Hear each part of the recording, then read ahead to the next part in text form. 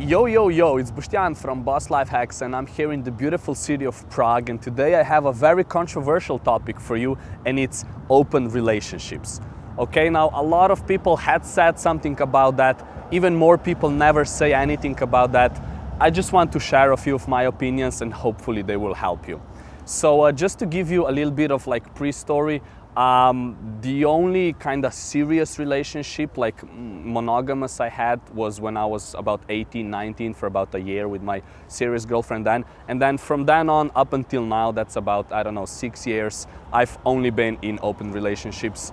I've had my share of experiences also when I traveled the world with a dating coach. Many of you know him, Max. So, you know, I do have some experiences with that. And I'd like to share why I think open relationships are good, why I think they're bad, and you know how to make them work if you want to. Disclaimer though, I'm not trying to make a scientific study. I'm not trying to put in like serious arguments, like I'm not gonna go into arguments from Sex at Dawn and other, you know, books and topics. I'll just give you personal examples, okay? So keep that in mind. First of all, I'll start with a little bit of a personal story, and that's why I ended up in Prague very randomly as well. My current open relationship is about 2 years in length, and you know, something very random happened. I felt it was like a little bit shaky, so I was like, fuck it, you know, I booked a ticket, I came to Prague to see what's up, and then let's see what's gonna happen, right? But I think it's a very good, thing that ties to the topic of this video, and that's how I can tell you about how it can make or break your open relationship. All right, now let's go straight into the good stuff, okay? I'll start with the pros, then I'll go to the cons, and then I'll say how to make it work. So the pros are, first of all, it works with nature, okay? Probably you've noticed, but we're all pretty much animals, okay? And this is just how it works. Like an example, if you ask any, I don't know, 40-year-old guy, if you put in front of him a hot 20-year-old girl, if you ask any guy, would you have sex with that girl? They're all gonna say yes. If they're gonna say no, they're lying. Like, that's just how it is. Unless they're like a, I don't know, a yogi from like a meditation retreat, okay? Maybe in that case. Otherwise, they're lying, okay? And you have to know that. And it works for girls in the same way, right? And on top of that, like in our society, we're constantly being bombarded with like sex symbols and like basically sex sells, right? All the fucking commercial, all the fucking advertisements, like everything is based on sex, right? So on one hand, we're being spoon-fed this, like fucking tits from like jumbo screens all the time, right? And then on the other is like, no, like you can't, like it's bad, right? So the first pro of, having open relationship is that it works with nature, right? If you relate it to gym and fitness as well, when you diet really hard, you incorporate cheat meals into your diet because otherwise you go crazy. Like you can't fool your body, like your body breaks, like it's more powerful than the mind, right? Like it does not work, right? So the same sort of logic, if you apply to relationships, is you can have a very successful, happy relationship even though or despite or even if you still meet other people occasionally all the time, however you want to set it up, right? All right, the next pro is that open relationships allow for a lot of experiment and different set of needs, right? We as human beings, we have different sets of wants and needs, right? And it's virtually impossible that one single person will be able to fulfill all of them, right? For example, you might want, a girl that's kinky in bed, loves hardcore sex, things like that, or vice versa for a girl with a guy, right? Then you might also want a girl that knows a lot about business and like goes to the gym hardcore. Then you might or might not want a girl that wants kids. Then you might or not, you might want or not want like a girl that also loves to be romantic and cuddle with you. Like there's all these like different needs that, we kind of ask from that one person. It's virtually impossible that, their type of personality and habits and character and all that will reflect that. Right? So again, a more simple, more elegant solution, at least in my opinion, is that you can, love different people that can give you different things. And, like the different people will fulfill different sets of needs that you have. Obviously, vice versa always applies. Another thing that happens in an exclusive relationship quite oftenly is that because you or your partners has these specific needs, they start to fulfill them anyway, just because they like you so much, right? And I mean, that's cool, but on the other hand, they're hurting themselves as well. Because if they have to like change too much or do things, you know, that are going out of their way for you, like sooner or later, that's not gonna be super cool, right? All right, the next one, and I think one of the coolest ones, is if you're in open relationships, meaning you're like on the market all the time, meeting new people all the time, you will be on top of your shit always, okay? You won't be slacking off. For example, you'll always hit the gym, you'll always make sure that the business is going well, you'll make sure that you present yourself well. Like, you will be mentally, physically, emotionally, you will be on top of your shit, okay? And here's what happens usually what happens in an exclusive relationship. People get comfortable, okay? The guy gets a little bit fat because it doesn't even matter, the girl likes him, vice versa. You know, like maybe you don't dress that well anymore because it doesn't even matter, you know, stop hitting the gym, whatever, she's gonna be there anyway. A lot of this comfort comes, you know, comfortability, and like try to put that into business or gym. You know what happens if you start to be comfortable in business or gym? Like death, stagnation. It's worse than, like, it's really bad, right? So what actually happens when you're like on the market or when you continuously meet other people is like you will be on top of your shit. You will be the best you can be, which is very attractive as well. So it's actually really good for the person that's with you in a relationship because you'll always be amazing for them. Like, you know, you will really like bring everything that you have to the table every single day, every single time you meet them, right? Which is a huge bonus both for you and for them, right? And just to give you another example, in this point is what happens to people after they get over a breakup, right? So just think about it. You probably had that. You have a relationship, it ends, you feel super sad and fucked up, and this lasts for a certain amount of time. What happens after? After, you always get better, and it works for girls and for boys. After that like sad long period is done, you start to improve yourself again. You hit the gym again, get in shape, get, you know, nice clothes, go out again, meet people, maybe start to do some other hobbies to you know, push it in business more. Like, you become this better version of yourself again because you are on the market, quote unquote, again, and because like you want to meet somebody else again, right? So this is just another example of that. Let's go to the cons, and I think there's quite a few of those as well.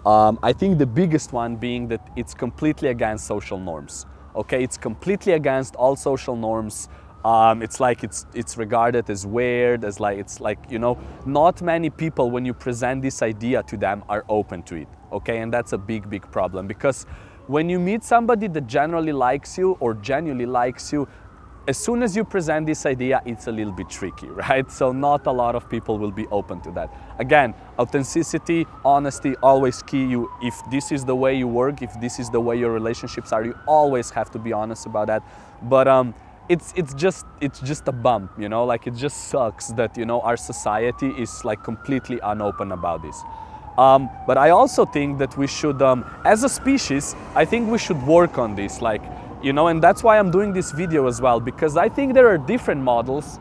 I hope this fucking police car is not messing up with my sound, but as a species, we have different models of like loving and working, and I think open relationships is a very good model that can work very well in specific situations, and I think we need to reflect on that and put it out a little bit more.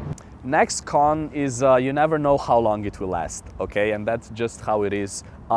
If you're on the market all the time, and if your partner is on the market all the time, it's just like you never know how long it's gonna last, right?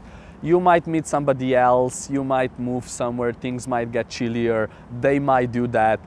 You never really know how long it's gonna last, okay? If you need to put a number to that, in my experience, it's usually between 3 and 6 months, and then something else needs to happen, or it usually kind of drifts away.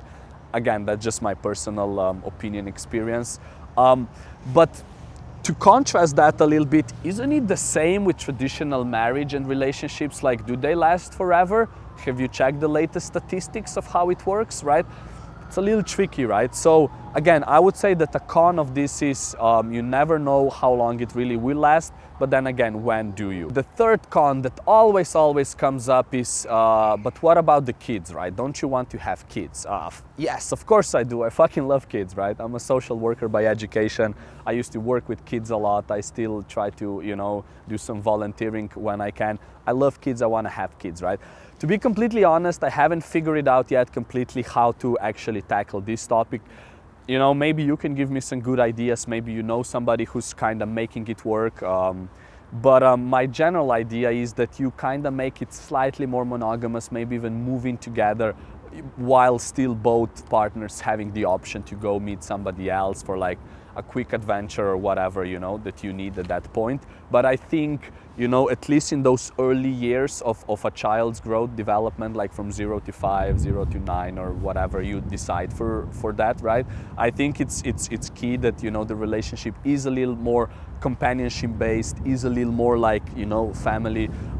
Again, I haven't figured it out fully. Let me know if you have any good ideas, but definitely it is figure-outable, to quote Marie Forleo. All right, now that pros and cons are done, let's talk about how to make it work, right? Tip number one here is you have to always be on top of your shit, okay? Always be amazing, always make sure that you do the right things, that you improve yourself as a person, you know, nutrition, gym, business, like, you know, classic self-help, right? But you really have to make sure that you're being an amazing person, right? And that you meet other people all the time, right? Because if you have that, that will kind of help you to really grow and to really be the best that you can be every single day, every single time, you know, as much as you can. So this is the first tip. And again, this in return will attract your partner to you a lot, right? Because nobody likes people who are like, meh, like, I don't know. No, like, it's very attractive if you're like, oh, I'm doing this, I'm doing that, if you're on top of your shit, right? So, and that works both ways, both for girls and for guys, right? We guys, we love a girl that's like hitting the gym, like she's making sure she's fit, you know, maybe she has like some career plans, she likes to eat clean. Like, we love that, right? I mean, again, personal preference here, but you get the gist. All right, the next thing that's super important if you want to make it work is you have to know what they need and what they want, and you have to give it to them. So you really have to be good at figuring out what your partner needs from a relationship with you, what they want, and you have to give it to them, okay? Obviously, the same side you also take, you know, like you also get filled, you know, from their side. When they give, you also take that, you know, and embrace it. But you have to be really good at making sure you know what they want, you know, like, do they need adventure from you? Do they need comfort? Do they need stability? Like I can't even explain all of these topics, you know, in one video, but like really figure out what they want, what they need, and make sure you give that to them fully, right?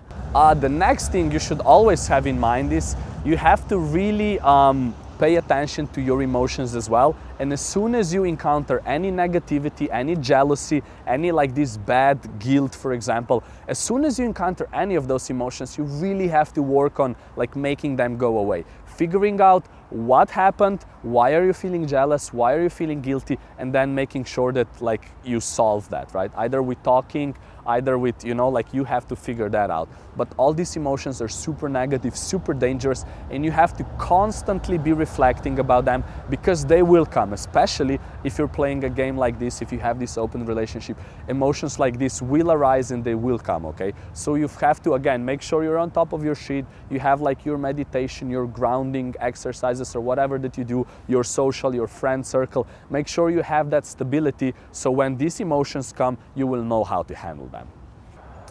Last but definitely not least, full authenticity and full honesty is the key. If your plan is to have an open relationship, you have to be open about that from the start. Like, people should know what they're getting into, okay? Like, you have to be open about that. This is so key, okay? If you're not being open about it and you're like, yeah, I'm in an open relationship, and the girl thinks you're exclusive and you just like screw other girls too, like that, like that's so bad. Like, stop fucking lying, right? So like, honesty is key, right? And this ties together as well because I think it's, you know, tied to the golden rule. Like, you should always leave a person better off than you found them, okay? All right, so those were open relationships for you, right? We talked about the pros, we talked about the cons, we talked about how to make them work. Pretty long video, I know. Do let me know what you think about these topics, okay? Again, I know it's a big taboo topic. I know a lot of you might disagree with that. You know, that's cool. Again, I was just sharing my experience, my opinions. It's not meant to be a scientific study. But let me know what you think about the comments. Do you plan to have that at some point? Do you really dislike the idea? Are you potentially interested? You know, what do you think about the argument with the kids? Do you have any good resources? You know, just a couple that I can give to you is Sex as Dawn, and there's also a few really good TED Talks. I'll post up some links. So yeah, let me know what you think about this topic. Let me know what you think about this video. And as always, I'll talk to you soon, and peace out from Prague.